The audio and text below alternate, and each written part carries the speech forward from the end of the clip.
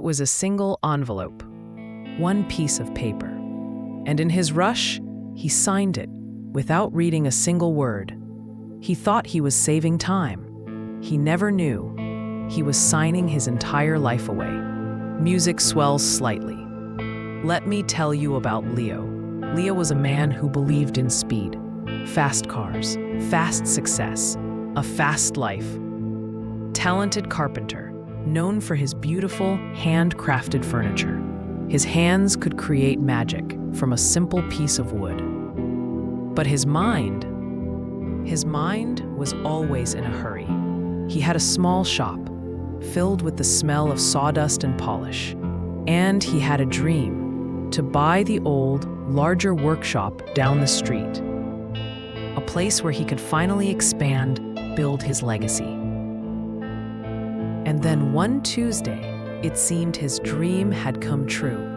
A letter arrived, thick, official, from a prestigious law firm in the city.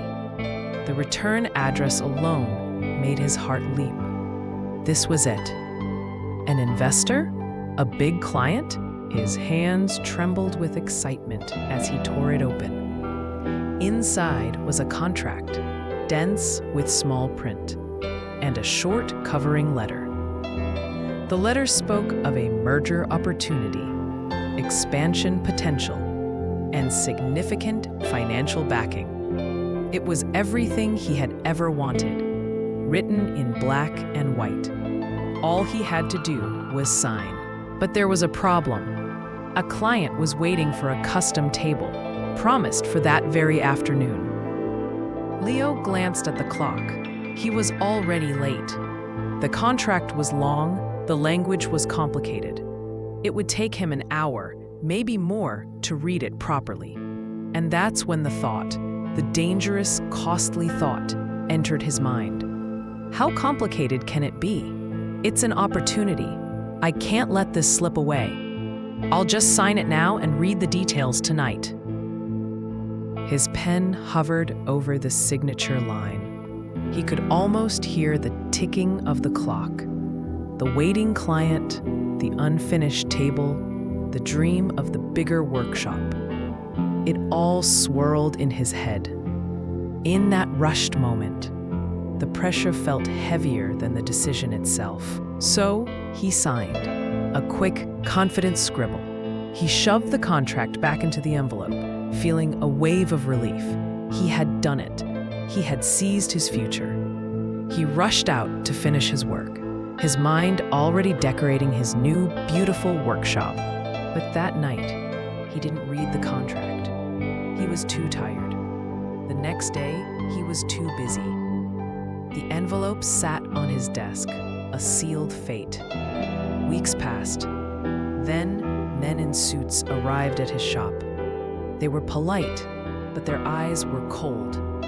They presented him with a copy of the contract he had signed. And as they explained it, word by terrible word, Leo's world began to crumble. It wasn't a merger. It wasn't an investment. It was a buyout. By signing, he had not agreed to a partnership. He had sold his business, his designs, his name, everything. The financial backing was a one-time, shockingly low payment. The small print gave him no rights, no say, no future in the company that now bore his name. He had sold his life's work for a handful of coins. The shop was no longer his. The men in suits owned the Leo brand. He was offered a job, a mere employee in his own dream. The humiliation was a physical pain. He walked out, leaving behind his tools, his projects, his heart. He had been in such a hurry to build his future that he destroyed it in a single, rushed moment. Months later, Leo found himself working in a construction yard, hauling lumber instead of crafting it. The magic in his hands was gone, replaced by rough calluses. One evening, sitting on a stack of 2x4s, he saw an advertisement in a magazine. It was for a beautiful, expensive dining set. It was his design, his unique signature style. But it wasn't his name on it. It was the name of the big corporation. They had mass-produced his art. They had taken something he poured his soul into and turned it into just another product. He didn't feel anger in that moment. He felt nothing, a deep, hollow emptiness. The weight of his rush finally settled on him, and it was heavier than any piece of wood he had ever carried. He had not just lost a business, he had lost his voice, his art, his reason for getting up in the morning. All because he didn't take 1 hour, one single quiet hour to read. Leo's story is a painful one, but its lesson is a gift to us all. How many times in our own lives do we rush? We rush through conversations, not truly listening. We rush through decisions just to get them off our plate. We rush through life trying to get to the good part, not realizing that the journey itself is the good part. We sign our own contracts every single day. We say yes to a job we haven't thought through because we're rushing for security. We say yes to a relationship out of loneliness because we're rushing for love. We make a financial decision in a panic because we're rushing for stability. But what if the most valuable thing we have is not time, but attention? The world will always pressure you to go faster, to decide now, to sign on the dotted line. But your power, your real power, lies in your ability to pause, to breathe, to read the fine print of your own life. The most important decisions, the ones that shape your destiny, they deserve your patience.